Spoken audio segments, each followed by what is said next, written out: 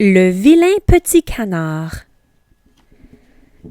Il était une fois une cane couchée sur son nid dans une grande ferme. Le soleil estival brillait de mille feux, le blé était blond et des meules de foin se formaient dans les vertes prairies. Les œufs des canetons étaient prêts à éclore et maman canard commençait vraiment à s'impatienter. Qu'elle avait hâte de rejoindre les autres animaux de la ferme. Finalement, les œufs se craquelèrent. Ils allaient enfin éclore. Les petits canetons sortirent leurs têtes les uns après les autres. Maman canard cancanait de joie. Les nouveau-nés essayèrent de l'imiter tout en découvrant la ferme alentour. « J'espère que vous êtes tous sortis maintenant, » dit maman canard en se relevant. Mais le plus gros œuf du nid n'avait toujours pas éclos.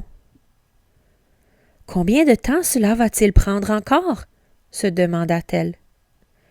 Un vieux canard dandina jusqu'à elle pour prendre des nouvelles des petits. « Ceux qui sont nés sont les plus beaux bébés du monde, » répondit-elle. « Mais celui-là a décidé de ne pas sortir. » Le vieux canard observa de loin l'œuf tacheté. « Mais voyons, c'est un œuf de dinde, il n'y a pas de caneton là-dedans, j'en mettrai ma patte à couper.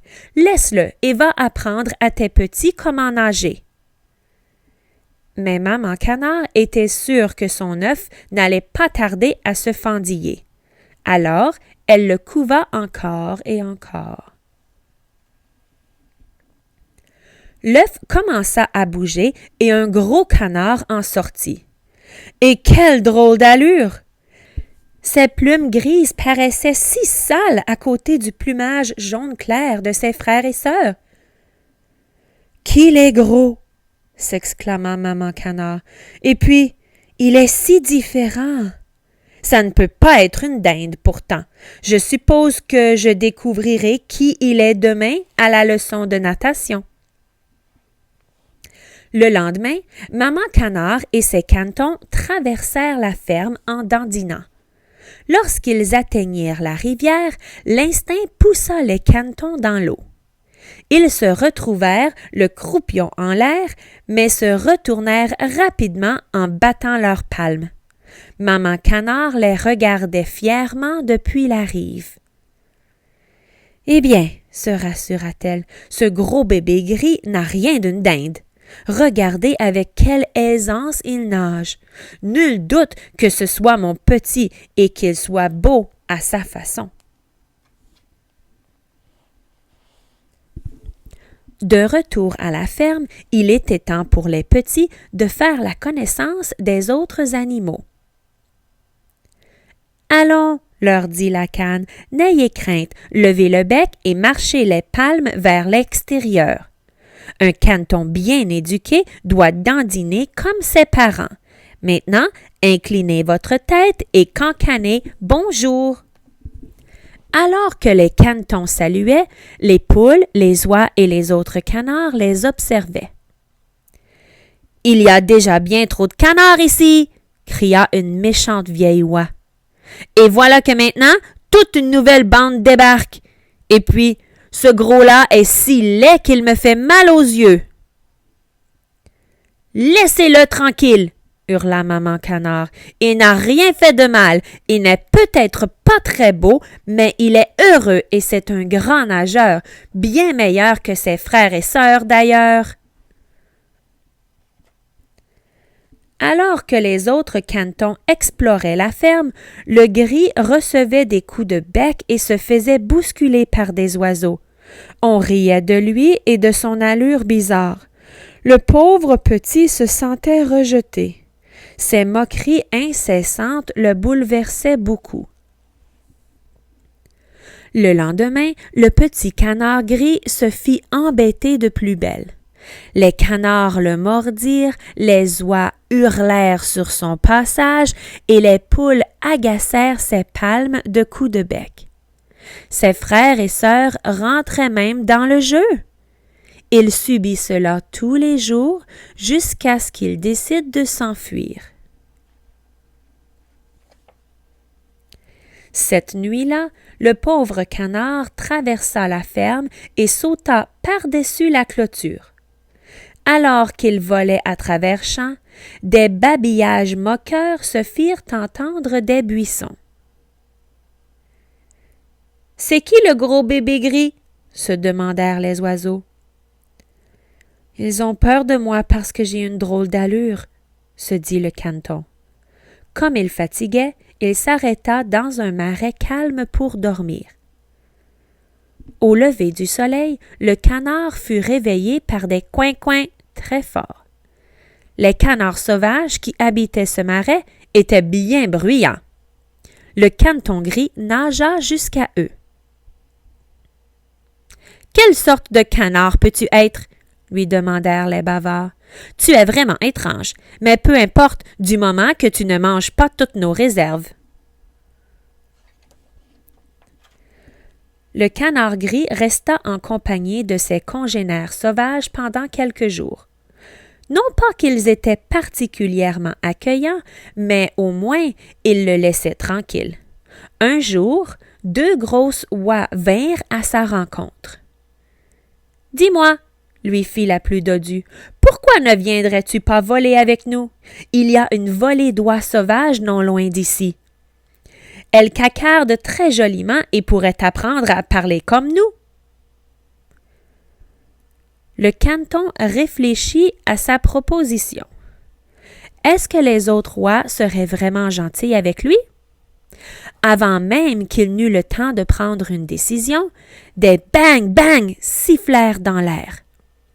Les 2 oies tombèrent en silence dans l'eau. Elles venaient d'être tuées par des chasseurs. Les canards sauvages hurlèrent en sortant de derrière les roseaux. Les chasseurs avaient encerclé le marais et leurs chiens couraient vers le rivage. Le pauvre petit caneton ne savait pas quoi faire. Il cacha sa tête sous ses ailes, mais un chien ne tarda pas à le trouver.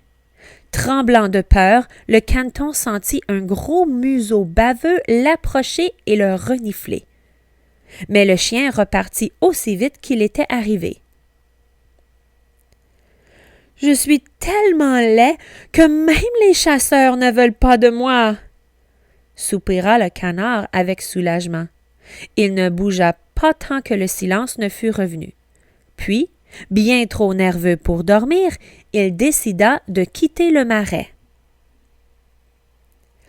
Après un long voyage, le caneton gris se posa sur le toit d'une chaumière. Une vieille dame et une poule profitaient du soleil.